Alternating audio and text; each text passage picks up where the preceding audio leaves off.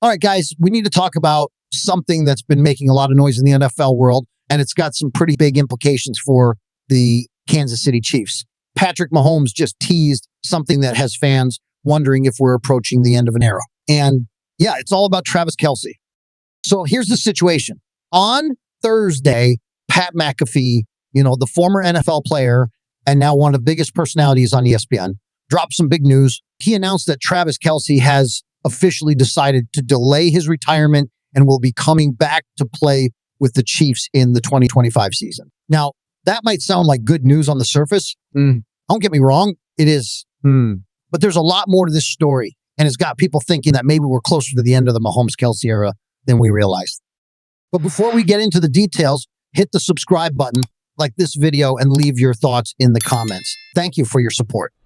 Now, there's been a ton of speculation over the last few weeks about whether Kelce is planning to retire after the Super Bowl loss to the Eagles. And we'll get into that game in a second. There was real uncertainty about his future. And when you take a step back and look at last season's numbers, it's not hard to see why those retirement talks were happening. Kelce put up just 823 yards and 3 touchdowns. Numbers that are definitely below the standard we've come to expect from him. He's been one of the most dominant tight ends in the league for years. And while those numbers aren't bad by any stretch, they're not what we're used to seeing from a guy like Kelce. But here's where things really get interesting. After McAfee made the announcement that Kelce would be coming back, Patrick Mahomes hopped on social media to share his reaction. And instead of just saying something like, "Let's go," or "one more year," Mahomes posted a GIF.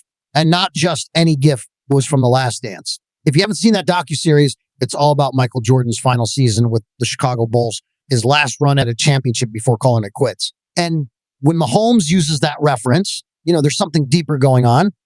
That little post sent Chiefs fans into a frenzy. Because when you use something like The Last Dance to talk about a teammate coming back, it almost feels like you're hinting that this could be his final season. And if that's true, this might be the last time we get to see one of the greatest quarterback tight end duos of all time take the field together. That's huge.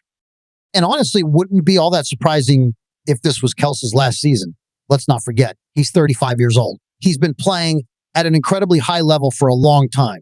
And even though his passion for the game is obvious, there's only so long you can keep going in a league as brutal as the NFL. After that tough Super Bowl loss, there was a lot of speculation about whether he was ready to walk away. He even admitted that he wasn't in any rush to make a decision about his future. And if we're being real, after a game like that, after a season like that, you can understand why he'd want to take some time to think things through. But after about 18 days of deliberation, we finally got some clarity. During an appearance on the Pat McAfee show, it was confirmed that Kelce would indeed be coming back for at least one more season. And not only is he coming back, he's coming back with something to prove. According to McAfee, Kelce said, "I'm coming back for sure."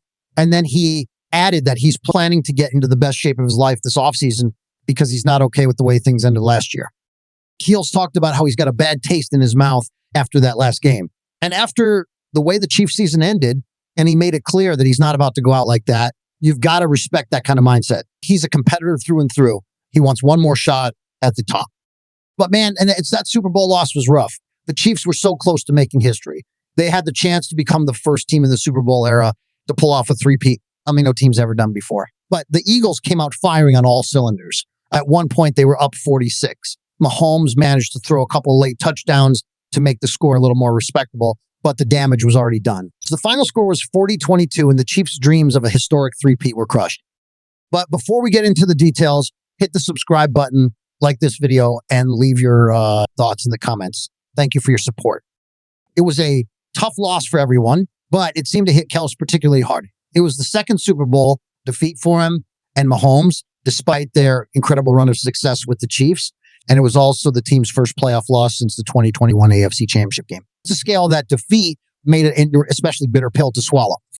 And you could really see how much it hurt Kelce. He was one of the first players to leave the Caesars Superdome after the game, and he didn't even stick around for the post-game press conference. That's not typical for him, and it just goes to show how much that loss weighed on him.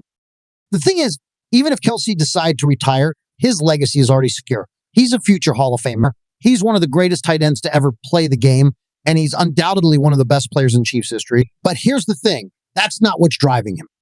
Patrick Mahomes made that crystal clear when he was asked about Kelce's future. He said he can play as long as he wants to. But more importantly, he talked about Kelce's love for the game. Mahomes said, Kelce isn't focused on individual accolades or his own personal legacy. He just loves being in the building with his teammates. He loves the camaraderie. He loves the grind. And most of all, he loves chasing championships.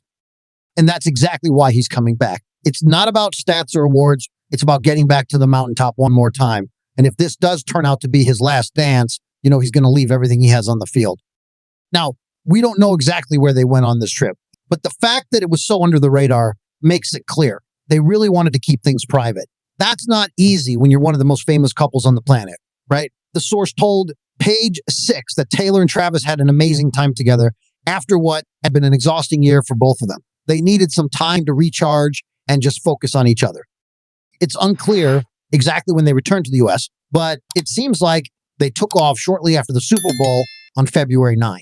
I think it's pretty safe to say that they probably wanted to get away from all the media frenzy for a while. It's also worth mentioning that, aside from this private vacation, they managed to pull off a pretty sneaky date night once they got back to the States. The same source shared that even though they were back home, they weren't ready to let go of their quiet moments together. So they decided to head out for a low-key date night, and somehow they managed to go completely unnoticed. No paparazzi, no crazy crowds, just the two of them enjoying a peaceful night out. Isn't that kind of impressive? In a world where everyone's constantly following your every move, to have a night like that must feel so refreshing.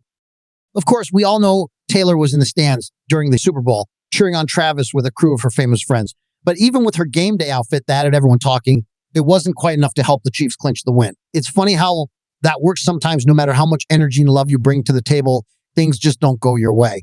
But that didn't stop Taylor from being there for Travis, and she continued to support him even after the game. So, as you know, the Chiefs are now officially heading into the offseason after what was a pretty tough end to their Super Bowl run. After finishing the regular season with an incredible 15-2 record, they were ranked as the one team in the FC. But unfortunately, things didn't go their way in the big game, and they ended up getting blown out by the Philadelphia Eagles. Despite that tough loss, the Chiefs still finished the year strong with a 17-3 record, making it past teams like the Buffalo Bills and Houston Texans in the playoffs. But once the Super Bowl was behind them, free agency became the major topic of conversation. Now, here's where things get interesting. On Friday, the Chiefs made a pretty big announcement. They've signed offensive lineman Trey Smith to a non-exclusive franchise tag.